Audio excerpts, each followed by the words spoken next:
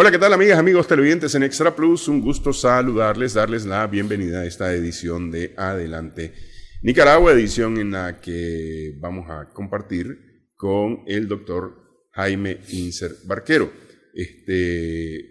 Vamos a conversar de un personaje de la historia mundial que cambió prácticamente la forma de ver las cosas en el área en que trabajó. La verdad es que trabajó en varias áreas, doctor. No solamente Era un científico completo. Pero es que antes los científicos eran, hace un par de siglos los científicos eran sabelotodo, digamos. Es decir, eran químicos, eran físicos, eran astrónomos. Habían especializados, pero ninguno de ellos logró agarrar todos los conocimientos, fundirlos en una sola y aplicarlos al mundo natural, en este caso al territorio, a la geografía. Sí. Su contribución él es el padre de la geografía moderna. Nos referimos a Alexander von Humboldt. Alexander von Humboldt, de origen alemán, que tuvo la oportunidad de venir a América y tener una experiencia tropical, naturalista, arqueológica, lingüística, volcánica, porque todos esos conocimientos él los sabía, y vino a conocer esos ambientes y a enmarcar cada ambiente dentro de ese entorno que abarcaba el clima, la temperatura, la altura, a la vegetación, la naturaleza, la flora, la fauna, la utilidad de la naturaleza, cómo se producen ciertos... O sea, él fue no un repetidor de conocimiento seco, sino que él integró todo y buscó, indagó y comprobó que la geografía es algo mucho más complejo que aprenderse los nombres de los accidentes geográficos, ríos o montañas o ciudades, en un mapa, pues. Uh-huh. Eso es elemental en toda escuela, pues, pero detrás de eso hay un conocimiento científico que se nutre del aporte de muchos que han hecho esos esfuerzos en forma independiente y tal vez a veces sin la proyección. Pero a él el viaje a América, al continente americano, enriqueció su perspectiva, ¿verdad? Y con su espíritu un tanto aventurero, cargando todo tipo de instrumentos para medir esto y el otro y aquello, con un asistente botánico que a su vez era médico, que lo acompañó siempre, uh-huh, ¿verdad? Y aprendiendo el lenguaje de los nativos hasta donde pudo, recolectando información, descubriendo nuevas cosas. Por ejemplo, él subió el Cotopaxi, el volcán más alto del Ecuador, sí, que tiene más de 6.000 metros de altura. En ese entonces era considerado la montaña más alta del mundo. No se conocía el Himalaya, uh-huh, ¿verdad? Y el Cotopaxi, a pesar de estar en el propio Ecuador, era tan elevado que su cumbre estaba siempre nevada. Es un espectáculo verlo, ¿verdad? Sí, todavía hoy día el Cotopaxi con una cosa así, pico nevado, ¿verdad? Sí. Y después el río Magdalena, la cascada que tiene el río Magdalena, después los ríos, la llanura, las sabanas venezolanas, la selva al sur de Venezuela, su conexión con el Amazonas. Y lo mismo en Colombia, ¿verdad? Su recorrido, los contactos con los primeros científicos que habían en Colombia. Y luego en México, pues obviamente también. Uh-huh. Siempre tuvo acceso a los conocimientos y los amplió, los mejoró, los rectificó a favor de aquellos que supuestamente eran las máximas autoridades, además de toda la versión arqueológica, lingüística y todo, porque era un hombre que se interesaba en todo. La geografía llegó a ser para él un compendio de conocimientos interrelacionados y cada componente analizado en su complejidad, pero también en su unicidad con otros complejos. ¿Ves? Y lo pregunto, ¿es la cartografía un ascendente de la geografía? ¿O había alguien que se dedicaba a la geografía antes? Bueno, era una aplicación de los viajeros, inicialmente viajeros marineros que recorrían costas, pero era algo totalmente imperfecto. Yo tengo el primer mapa de Centroamérica y Tegucigalpa está localizada donde hoy es Nueva Guinea. Es decir, aparecía León y Granada, el lago de Nicaragua de otra forma. Era muy burda, ¿verdad? Claro, los conocimientos de las costas fueron lo primero, porque la única forma de viajar de un continente es llegar por una costa, refugiarse ahí y de alguna manera identificar la latitud, la longitud, cosa que lo hacían con un aparato que llaman sextantes, que medían la altura del sol a determinada hora o la altura de las estrellas angularmente y decían, estamos en tal latitud. Sin ese sextante, Colón nunca hubiera podido. Es decir, él por chiripa cayó ahí. Sí. Pero el viento y todo, él no sabía para dónde iba. Pero el problema era, ¿y ahora cómo encontramos el camino para volver a España? Pero él, obviamente, como astrónomo, como todos los pilotos eran astrónomos, identificando las estrellas, bueno, tenemos que ponernos en tal ángulo donde la estrella tal se encuentra a tal distancia del meridiano, y ahí ya estamos en el paralelo y vamos franco hasta que toquemos la costa de España o la costa de Portugal. ¿Verdad? Pero aún así la cartografía fue muy imperfecta, aún después de Humboldt, porque por ejemplo el mapa de Squire sobre Nicaragua pues tiene ciertas cosas bastante identificables, pero tiene también errores crasos, pues, porque la cartografía no requeriría pues exploración, triangulación, medición, y eso a veces no se conseguía. Squire es posterior a Humboldt. Es 50 años posterior. 50 años posterior. Y él no ocupó la información de Humboldt para su investigación. Bueno, Humboldt ya en su ancianidad, cuando decide hacer un resumen de sus conocimientos en ese famoso libro que se llama Cosmos, tomó de Squire la descripción de los volcanes de Nicaragua. Porque por la primera vez que pasó por Nicaragua, 50 años antes de Squire, no pudo visitar Nicaragua, solo vio los picos más brillantes, más altos, desde el mar. Y él tenía cierta confusión si el volcán Mombacho era el mismo el de Masaya, cuál era el volcán de León, porque los nombres de Momotón no eran ¿verdad? El volcán El Viejo.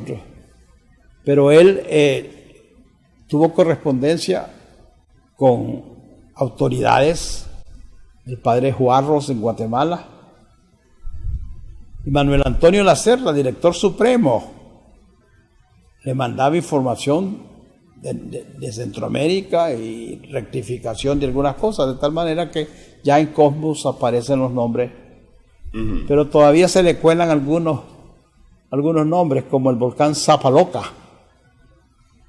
¿Y ese cuál es? La isla Zapatera. Sí. Que no la vio él porque obviamente no es tan alta. Él pasa por el Pacífico. Él pasa así. Sí. Él viene de Guayaquil buscando México, buscando Acapulco. Pero en el momento en que pasan frente a las costas de Nicaragua hay una borrasca terrible y el piloto decide internarse mar adentro para liberarse, ¿verdad? Y además un gran lector. Él, por ejemplo, llama a la ensenada que hay entre Costa Rica el Golfo del Papagayo.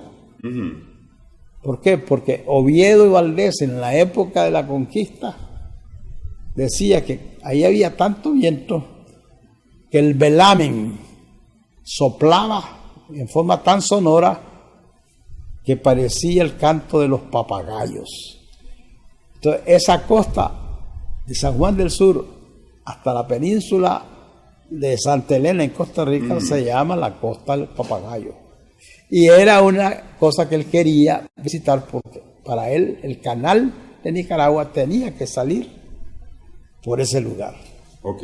Ya nos vamos a meter a hablar más en detalle de esas percepciones que él tenía. ¿Hizo él algo en Europa sobre geografía? Sí, claro, él anduvo en los Alpes, en Austria, anduvo en Rusia, invitado por los emperadores, porque era una autoridad mundial. Era una autoridad mundial donde él llegaba, la gente le rendía pleitesía, además de que, y no importante que él tuviera sus ideas liberales o sus críticas al sistema colonial, a las dictaduras, a la esclavitud y a todos los elementos que en ese tiempo eran comunes, pero que para él, incluso pues es interesante la conversación que tiene con Simón Bolívar en París, antes que Bolívar viniera a Nueva Granada, Colombia y Venezuela, a liberar estos países, ¿verdad? Y Bolívar le dijo: vos sos el verdadero descubridor de América. Porque describir una costa accidentalmente y describirla porque ahí está, pero sin comentarla, es como... Pero Humboldt lo que hizo es que donde iba estudiando, comentando, buscando relaciones. Entonces América se conoce más por lo poco que Colón recorrió, sino por lo mucho que Humboldt investigó, que pasó 4 años en Venezuela, en Perú, en Ecuador, en Colombia, en Cuba y en México. Y en todo fue recibido. Y sobre todo en los dominios españoles, en una época en que los españoles no permitían que un extranjero ingresara a su país. Pero él tenía tal fama que Carlos IV le otorgó pues el salvoconducto para que visitara los países de América colonial, la Nueva España, que era México, y la Nueva Granada, que era Ecuador, Colombia y Venezuela. ¿Ves? Una cosa así. Sí. Ok, pero no solamente el salvoconducto, sino también, digamos, todas las facilidades para que además se le prestara la atención. Y vieras qué cosa, 35 años después pasó Darwin por las costas del Perú, descubrió o paró en las Islas Galápagos y describió toda la fauna exótica de las Islas Galápagos. Sí. Y de ahí sacó su conclusión de que cada isla tenía sus diversas especies, pero tenían algo en común. Entonces él comienza a concebir la teoría de la selección natural, que todo procede de una familia que al diversificarse por separación, uno en una isla, otro en otro, van adquiriendo sus propios genes y van adquiriendo sus propias características.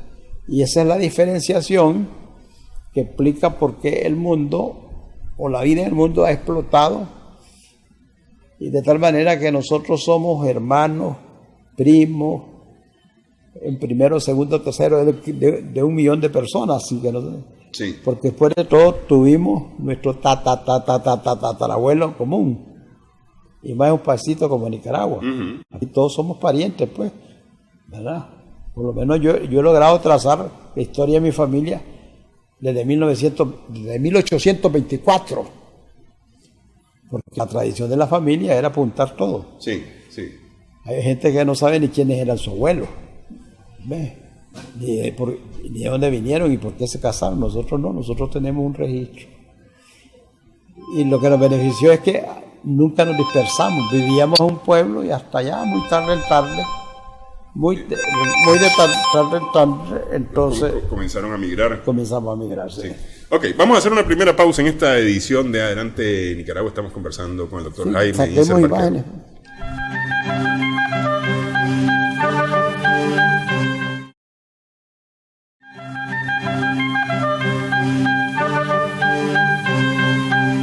Seguimos en esta edición de Adelante Nicaragua. Estamos conversando con el doctor Jaime Inser Barquero a propósito de los 250 años de nacimiento de Alexander von Humboldt. Ok, él logra los permisos, logra la aceptación de la corona española para hacer una investigación en el nuevo continente. Sí.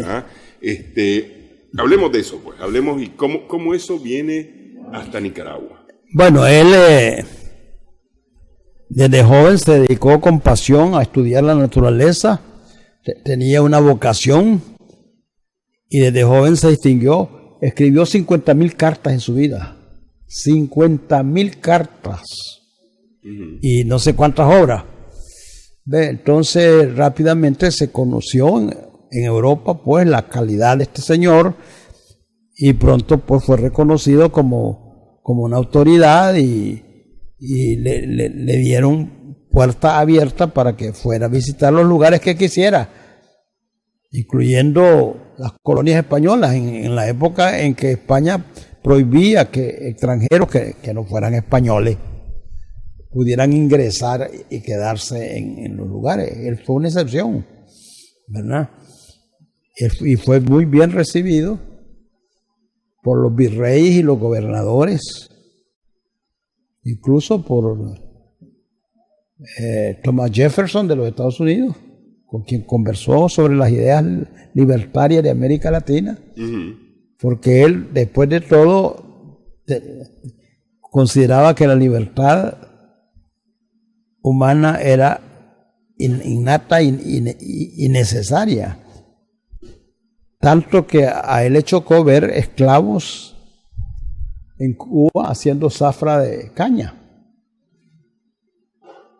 Cuba perteneció a España por largo tiempo y durante todo ese tiempo hubo esclavitud.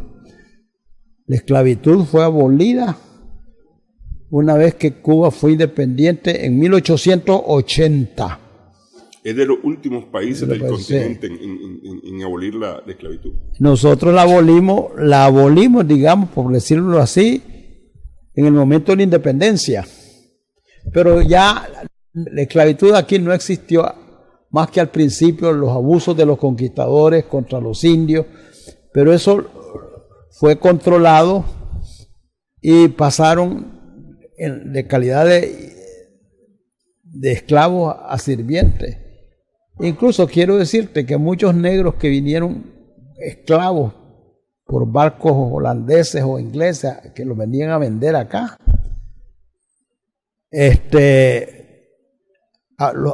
se apreciaba por su fortaleza.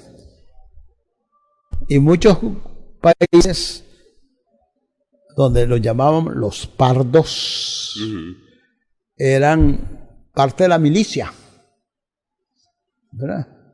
En Nicaragua se rebelaron los pardos, entonces mandaron a un militar, Lacayo Briones, el primer lacayo, a sofocar la rebelión. Y él vino y todos los cabecillas los mandó a ahorcar y le escribió al rey de España diciendo: en Nicaragua hemos sofocado la revolución de los pardos. Así que el primer argüello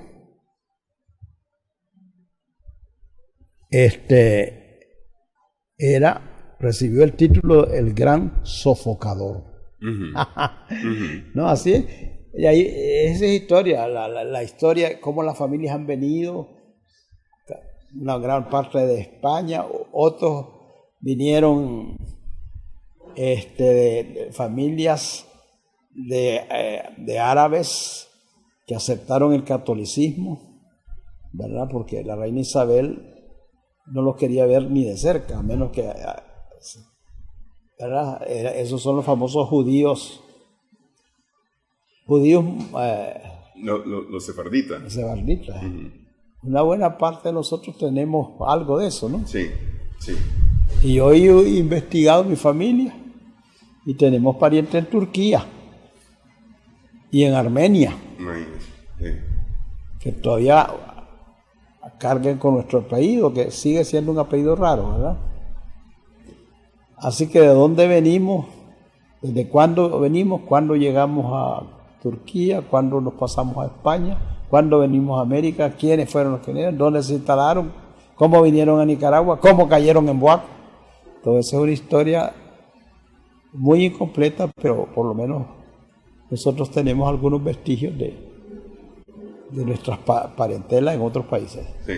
Ok, que era lo que decíamos en la parte anterior. Al final de cuentas, esto es un pañuelo. Sí, sí. Y por algún lado nos conocemos de la ascendencia de toda los que nos han antecedido en la vida, por algún lado. Incluso uno de mis bisabuelos era un sacerdote. Sí. En aquellos tiempos, parece, hace 100 y pico de años, las costumbres eran más relajadas.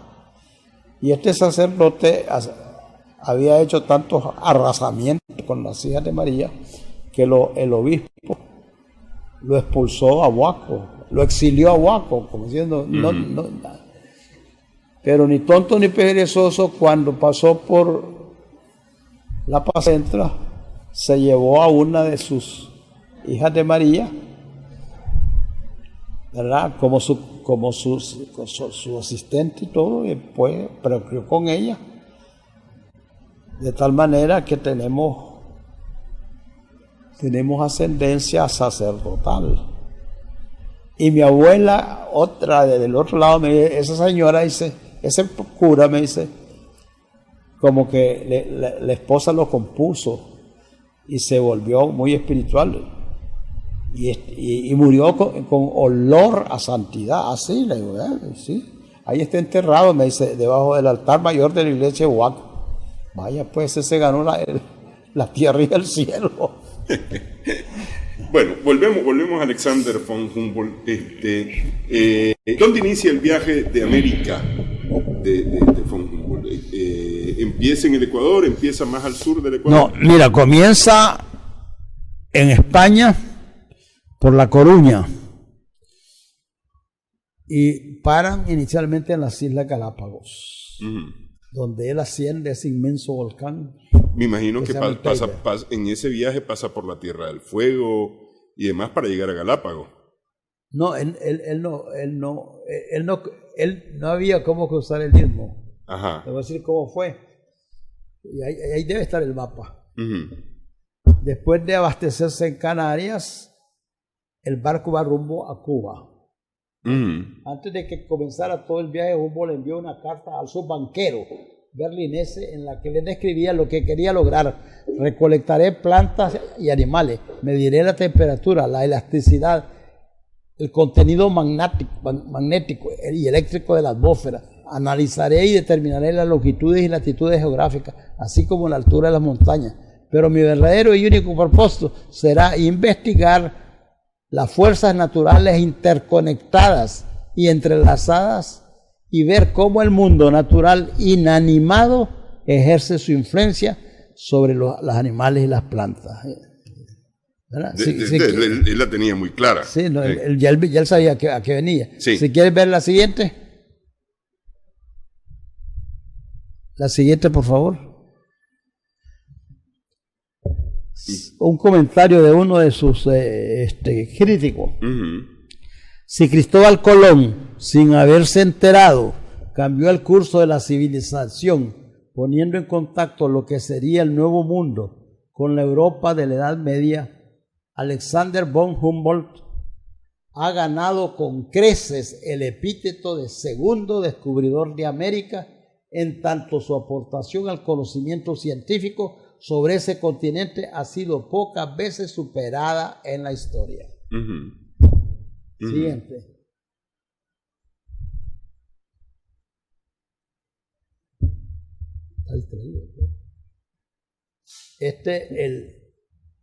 Un modelo actualizado del barco de vela que cruzó el Atlántico. Ellos inicialmente venían para Cuba, Ajá. pero tuvieron una peste tifoidea En el barco. Sí, entonces el piloto decidió buscar el puerto más cercano y llegó a las costas de Venezuela, a un lugar que se llama Cumaná, ¿verdad? Controlada la cosa así, salieron, pero Humboldt dijo, no, aquí me quedo en Venezuela, voy a comenzar a investigar desde aquí, ¿verdad? Ok, entonces él empieza su viaje en tierra, sí, en Venezuela. En Cumaná, Ajá. Que es un puerto cerca de la isla Margarita, en la costa caribe de Venezuela. Es decir, en lo que hoy se llama el cementerio de los huracanes. Sí, que es una zona ahí donde empiezan todas las Antillas menores, sí, ¿no? Sí, exactamente. Sí. Ok, seguimos. Imagen, por favor. Hasta entonces los viajes de exploración obedecían a intereses políticos de expansión. La gran novedad de este viaje es que se trata de hecho del primer viaje de investigación exclusivamente científica con financiamiento privado. A lo largo de 5 años y a sus propias expensas, Humboldt llevó a cabo con su amigo Jaime Bonpland, francés, un viaje por los 2 hemisferios americanos, el más largo recorrido jamás emprendido en este continente por un particular. Por lo menos a esa época. Sí. Sí. Ok. Ellos pararon en las Islas Canarias y ascendieron a este inmenso volcán que se llama el Teide, ¿verdad? Para estudiar la vegetación y las características geológicas y vulcanológicas de este gran volcán. Las Canarias, que era como una primera parada frente a las costas africanas. Sí, las Canarias eran parte de era una colonia marina de España. Pues. Sí. Siguiente. Seguimos. Siguiente imagen, por favor. Ok, la réplica del velero. Ese es el velero que tuvo que ir a Venezuela en vez de Cuba. Después él se fue a Cuba por otro lado. Ok. Siguiente. Ahí está. Aquí salen de La Coruña en el Finisterre, la península al noroeste que se llama Finisterre, que quiere decir el aquí final de la tierra. tierra. Sí. Salen allí y bajan a las Islas Canarias frente a la costa del África y luego cruzan el océano Atlántico y van a parar a las costas de Venezuela. Sí. Allí se entretienen un rato, van a investigar la selva del Orinoco y del Amazonas. Luego de allí van a Cuba, pero no se queda mucho tiempo y regresa. No había canal de Panamá. Sí. Ellos regresan a Barranquilla y van por el río Magdalena, introduciéndose a Colombia y estudiando pues muchas otras características. Después a caballo de Colombia hasta Quito a estudiar los volcanes Cotopaxi, Pichincha y otros más que hay allí, y de allí a Perú a ver la civilización incaica y otras cosas. Una vez concluido su viaje a Sudamérica, van para Acapulco. No, en esa época todavía no está descubierto Machu Picchu para llegar hasta Machu Picchu. No se conoce. Machu Picchu es de inicios del siglo XIX. Sí, desde el siglo XX, perdón. 1920 o 30. Sí. Y allí van a México, allí se entretienen estudiando las pirámides y todo. Después un corto viaje a La Habana, después van a Washington por invitación del presidente Thomas Jefferson y finalmente regresan a Burdeos. Sí. Ese es el recorrido que él hace en América. 5 años, desde el 5 de junio de 1799 hasta el 3 de agosto de 1804. En 5 años tuvo que andar. 5 años y unos meses. Con instrumentos, con apuntes, él iba una canoa y 10 canoas detrás. Sí, eso le iba a decir, con un maletero de almivida. Instrumentos, piedras recogidas, muestras, pájaros, todo, animales secados, etcétera. Siguiente lámina, por favor.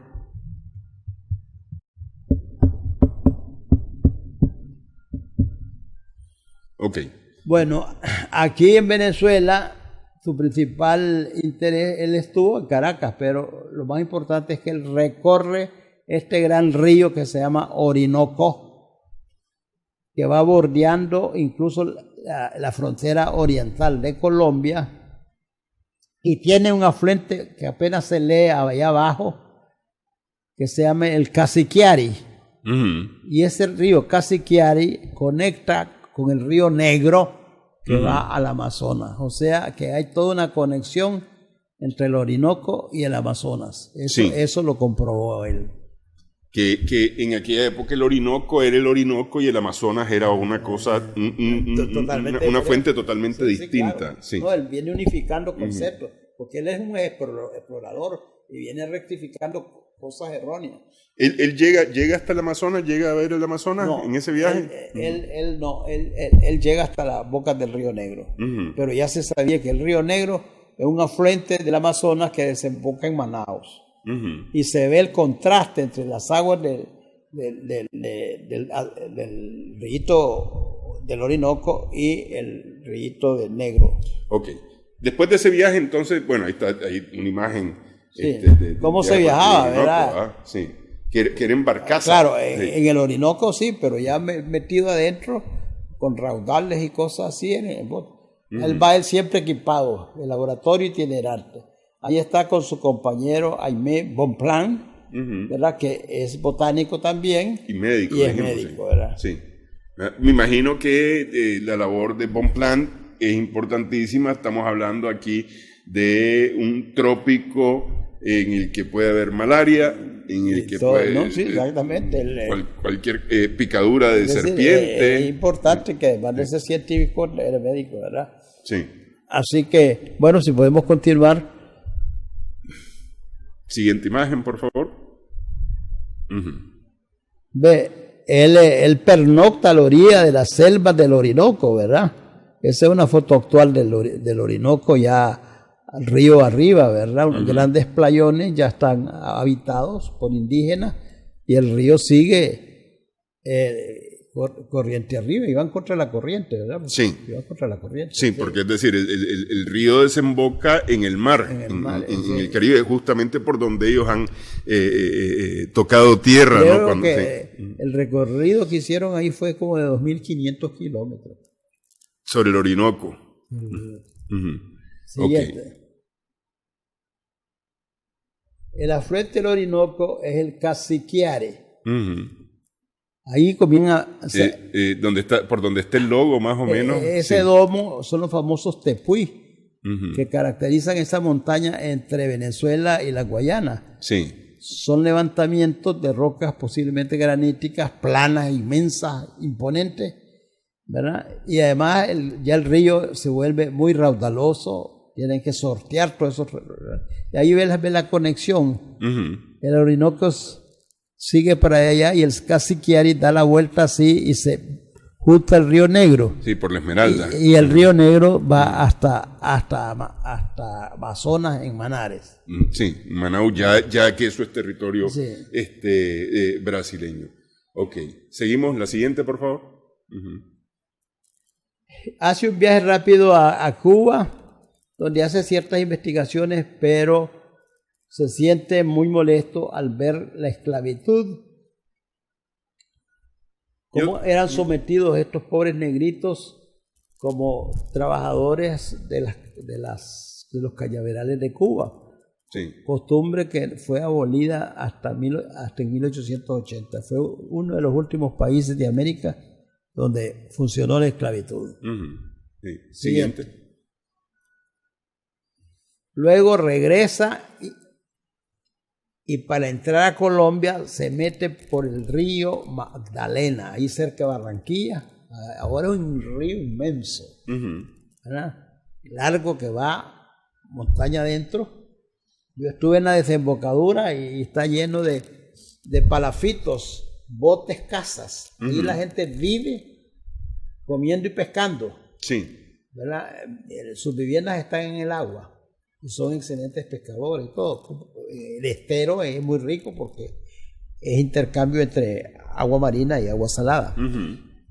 Entonces él agarra el río Magdalena, que es el más largo de Colombia, y continuando llega hasta el Salto de Tequendama, que es una de las maravillas Y está muy cerca de Bogotá, el Salto de Tequendama. Ah, sí. Sí, ¿verdad? Ajá. Cómo cae en los acantilados, ¿verdad? En 3 pisos. Ese es parte del Magdalena.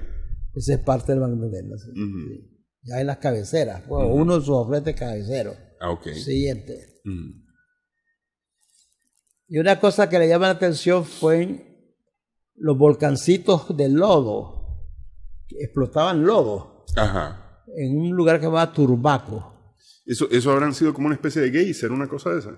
Era un fenómeno hidrotermal en una tierra arcillosa, como una especie de solfatara que expulsaba y todo el lodo que sacaba se lo echaba encima, entonces Sí. parecía un volcán. Iba creando un conito. Un conito, ¿verdad? Sí. Hasta en eso anduvo metido. Siguiente. Bueno, en Bogotá él encuentra a 2 personajes importantes.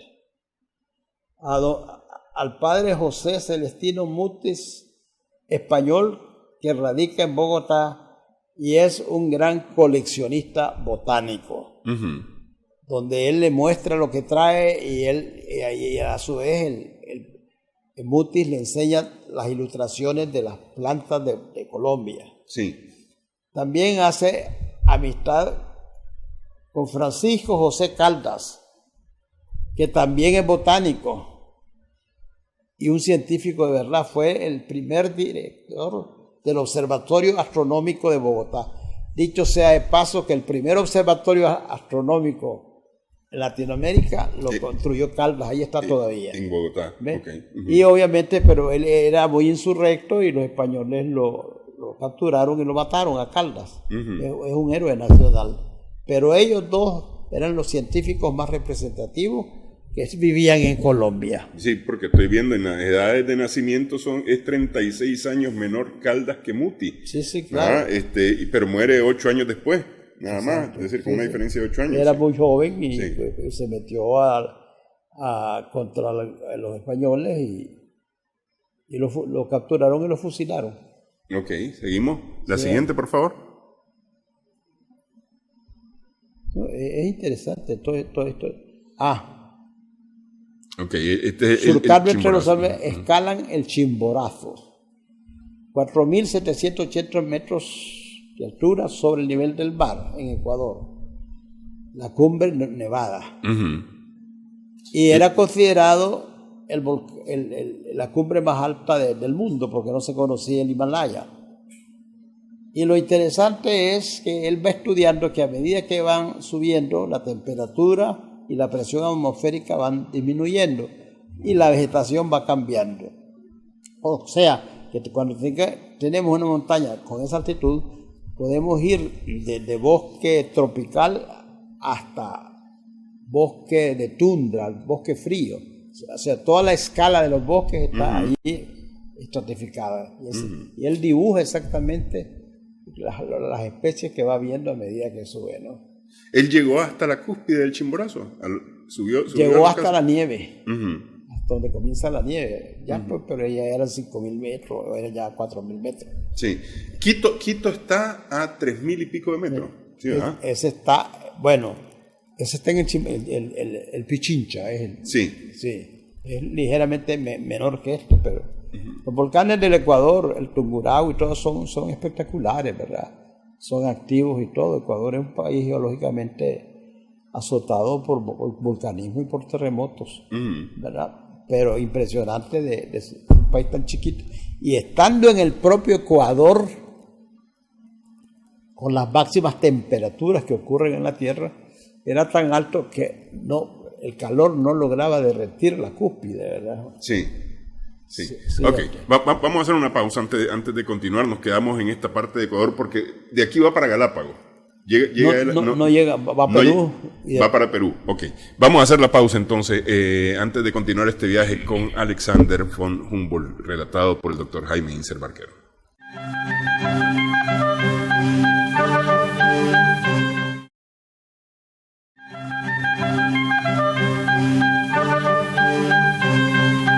Seguimos aquí en Adelante Nicaragua en esta conversación con el doctor Jaime Inser Barquero del viaje de Alexander von Humboldt, 250 años de su nacimiento en estos días del 2019. Justamente aquí en Managua se develó un allí monumento. Cerca del colegio. Sí, en el kilómetro 10 y algo de la carretera sur, por la entrada del colegio alemán nicaragüense. Así es. Sí. Sí. Ok. De Ecuador va para Perú. En Perú es el Perú de la colonia. Es Perú de la colonia, sí. obviamente. Ahí se interesa por el estudio del guano y de la corriente de Humboldt. Perdón, esta es una foto del Frente al Cotopaxi, pues. Todavía en el Ecuador, ¿verdad? Sí. Es la vestimenta y todas las cosas. Andaban de saco, te digo. Sí, andaban vestidos, digamos, a la como europea. caballero. Sí, exactamente. Me imagino que esto es muy cerca de Esmeralda o una zona por ahí. Es mucho más cerca de Quito. Creo que un poco al sur de Quito. Un poco al sur de Quito, ok. De Ecuador decimos, sigamos con la siguiente gráfica. Okay. Él a cada volcán él compara los dos volcanes, cuál es la vegetación común escalonada de la falda tal y cuál es la vegetación escalonada de la falda tal. Todos esos pequeños nombres son posiciones de la flora del volcán hasta llegar a la parte nevada donde ya no hay, ¿verdad? Ese estudio de la estratificación geográfica de la vegetación se hizo en Nicaragua en 1840 por el padre Ponsol. Ajá. Sacerdote jesuita que se dedicó al estudio de la naturaleza, el que rescató las estatuas de Zapatera, las llevó al Colegio Centroamérica, pero como científico él era ornitólogo y andaba colectando aves. Y hizo un pequeño librito que Pablo Antonio Cuadra se lo publicó dentro de la Academia de Letras, porque no había Academia de Ciencias, pero ese es, digamos, un estudio de los pisos altitudinales de Nicaragua y que se encuentra aquí, en plantas, animales, etc. Ok. Siguiente gráfico. Ok. Bueno, este es México ya, el Zócalo. Bueno, después te voy a contar qué pasó en Nicaragua. Después que terminó. El último país que visita es México. Así era al tiempo de la visita de Humboldt, donde también es bien recibido, y viaja por casi todos los estados alrededor de México, y va interesado en dos cosas, en las lenguas nativas y en la arqueología, que era lo que más le atraía de México, ¿verdad? O sea, él más o menos sabía qué podía encontrar y qué debía de investigar. Es que por eso le había preguntado yo sobre Machu Picchu más temprano, porque es decir, digamos, los dos centros arqueológicos más importantes de la América es Perú, con los Inca y México. Pues. Sí, claro. Pues tienen más historia, hubo una civilización relativamente más avanzada de la que tuvimos aquí, de poblaciones expulsadas y marginadas, como fueron los chorotegas, los nicaraguos, y eran poblaciones de origen mexicano que fueron dominadas y expulsadas de México y vinieron a parar hasta acá. Sí, ok. Siguiente gráfica. Teotihuacán. Esta es otra de el visita, obviamente, ¿verdad? Las pirámides, también en Tula, donde están los atlantes allí. Y no sé qué otra pirámide esta por lo bajita puede ser la pirámide de la luna en Teotihuacán, porque la pirámide del sol es un poco más alta, a menos que sea solamente una... No, se ve de varios pisos, ¿verdad? Sí. No sé, dice pirámides en Cholula, pues, pero pues, no se sabe cuál de ellas es. Ok, siguiente. Aquí vino una de sus curiosidades era cómo se puede abrir un canal interoceánico para comunicar el Atlántico con el Pacífico. En ese tiempo habían tres posiciones. Cortar el istmo de Tehuantepec, que era el más grueso y el más difícil porque el istmo tiene montañas en medio. Sí, sí. El otro era usar el río San Juan, el lago de Nicaragua y río, hacer el canal de Nicaragua. Saliendo no por Brito, sino por el Golfo, por la Bahía de Salinas. Esa era, la opinión de él es que esa era la mejor ruta. Y la otra, que está desviada aquí, era la línea en donde Colombia pega con Panamá, donde está el famoso Golfo de Urabá y el río Atrato, ya muy internado en el Darién. ¿Verdad? Y ahí hay una cosa bien interesante, ¿verdad? Cómo los vientos alisios de verano pasan a través de las Antillas y pegan en Centroamérica. Pero en Centroamérica hay montañas. Sí. Pero en Nicaragua, en el sur de Nicaragua, no hay montañas. Es una depresión donde está el valle del río San Juan y donde está el lago de Nicaragua y las lomas de arriba que son de bajada.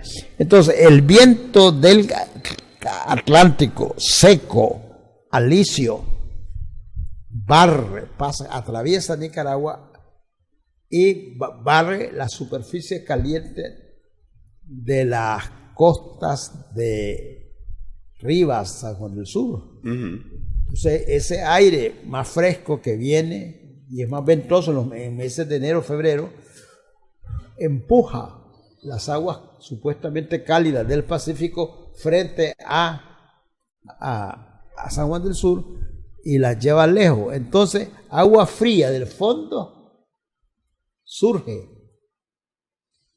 a ocupar el espacio desplazado por el agua caliente que el viento se la llevó. Sí. Y esa agua surge con muchos nutrientes.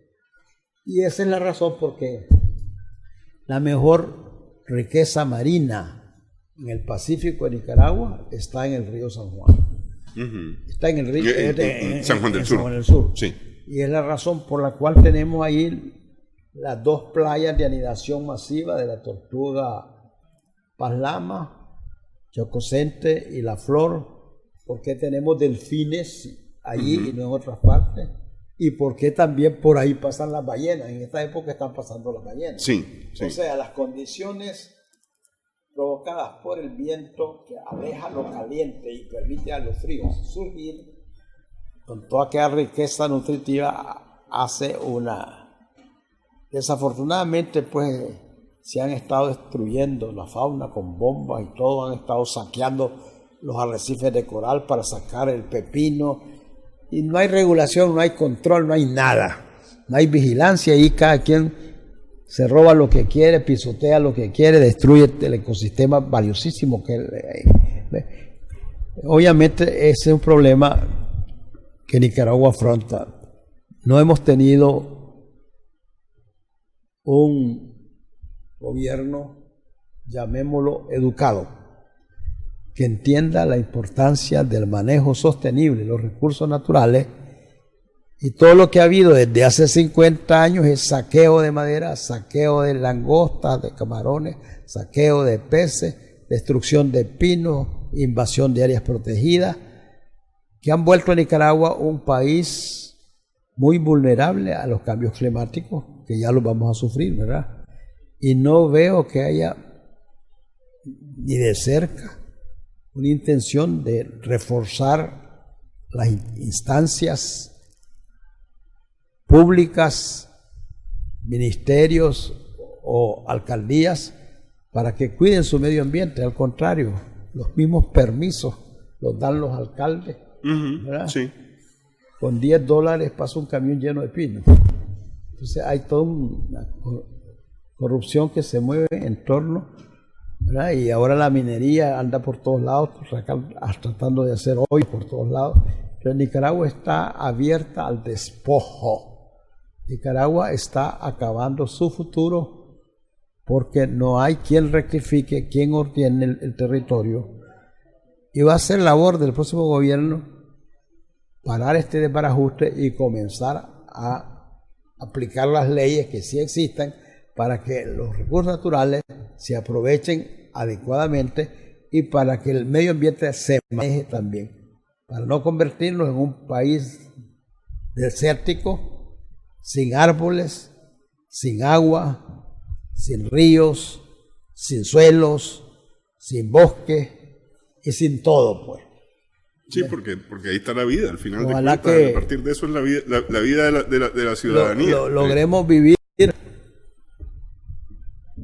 la resurrección de Nicaragua. Ojalá que sí, ojalá A ver que sí. si estos vicios no perseveran, ¿verdad? Porque vienen desde hace más de 60 años, ¿verdad? Una cosa así, la falta de cultura y ahora mezclada con la corrupción y todas esas cosas, pues estamos desbaratando Nicaragua. Ok, para cerrar solamente... Hay una última frase que creo que está ahí. la ponemos entonces la frase y me quedo con una pregunta yo para el doctor Inser después de esta frase. Hay una gráfica, ok. Bueno. Eso ya no, la siguiente, esa está repetida, ¿verdad? La siguiente, jóvenes en el control. Ok. Bueno, allí en la Universidad de Berlín está la estatua de Humboldt, ¿verdad? Y que dice que Humboldt fue el primer científico en viajar por la América hispana, pero fue el único que pagó todos sus gastos de viaje. Sus medidas detalladas e intereses universales cubrieron tanto y tan diversos temas que su viaje demostró ser el mejor. Sus estudios y publicaciones cambiarían la forma en que los europeos pensaban en las colonias americanas. Los escritos de Humboldt también le daban a América Latina una nueva confianza en sí misma, por lo que Simón Bolívar le llamó a Humboldt el descubridor del Nuevo Mundo. Sí. Claro, ya habíamos dicho que en París se encontraron y estuvieron conversando, compartiendo intereses, ideas. Antes que Bolívar viniera a América en su gesta libertadora. Sí. Ok. Una última pregunta sobre Nicaragua. Él viene y plantea, digamos, una vieja idea, porque ya con las primeras expediciones españolas por Nicaragua se habla del estrecho dudoso y se comienza a tocar la posibilidad de pasar del Atlántico al Pacífico a través de Nicaragua. Humboldt plantea la posibilidad de ocupar también el territorio nicaragüense para abrir un canal. Sí, pero bajo el concepto de la navegación modesta que existía antes. Sí. Que mediante una pequeña canalización los vapores de antes podían pasar, pero no los actuales, porque ni el río ni el lago tienen la profundidad para permitir esos inmensos barcos. Sería destruir el río, destruir el lago y afectar las costas, ¿verdad? Obviamente que lo mismo que pensó Squire, ¿verdad? Este es el lugar para donde construir el canal, con la idea de que los canales se construían en función de los vaporcitos y los veleritos que habían. Sí. Ahora ya no se puede hacer eso, ¿ves? De manera tal que... Y había otra idea. Como un siglo antes, un agrimensor español de apellido Galisteo fue enviado por el rey de España para medir la altura del nivel del lago de Nicaragua sobre el Pacífico. Y este agrimensor determinó que el lago de Nicaragua estaba 100 pies más alto que la costa del Pacífico. Y su declaración fue clara: se abre un canal del lago de Nicaragua al Océano Pacífico, el lago de Nicaragua se chorrea todo hacia el Pacífico. Se va a vaciar sobre el Pacífico. Porque en ese entonces no existía el concepto de las esclusas. Claro, sí. Y esa idea de perder el lago de Nicaragua por desnivel a través de un canal sin control perduró por muchos años. Y después ya a finales de la colonia comenzaron a pensarse, pero ya el concepto de esclusa ya existía, pero siempre en función de los barquitos y los veleritos de ese tiempo, ¿verdad? Ahora no es posible, porque la demanda del comercio marítimo mundial es tan grande que requiere buques de gran calado y habría que destruir el lago de Nicaragua, porque habría que zanjear el lago. El lago no tiene la hondura de lo que calan esos barcos. Habría que zanjear, hacer un canal dentro del lago. Sí. Y ese zanjeamiento significa que todo el lodo y todos los sedimentos acumulados ahí ensuciarían el lago. Su potabilidad se pierde. La pesca muere. Y el futuro de Nicaragua, para calmar su sed, necesita la presencia del lago de Nicaragua. Porque cada día, con los cambios climáticos, con la deforestación, la capacidad infiltradora de agua de nuestro suelo se vuelve escasa. Y obviamente vamos a tener que depender, como actualmente están dependiendo, del agua del lago Huigalpa y San Juan del Sur, ¿verdad? Que la potabiliza porque la sacan de la orilla es lo más sucio que hay. Sí. Pero entiendo que en el interior del lago el lago es bastante potable, pero no se podría meter un proyecto que contamine el lago,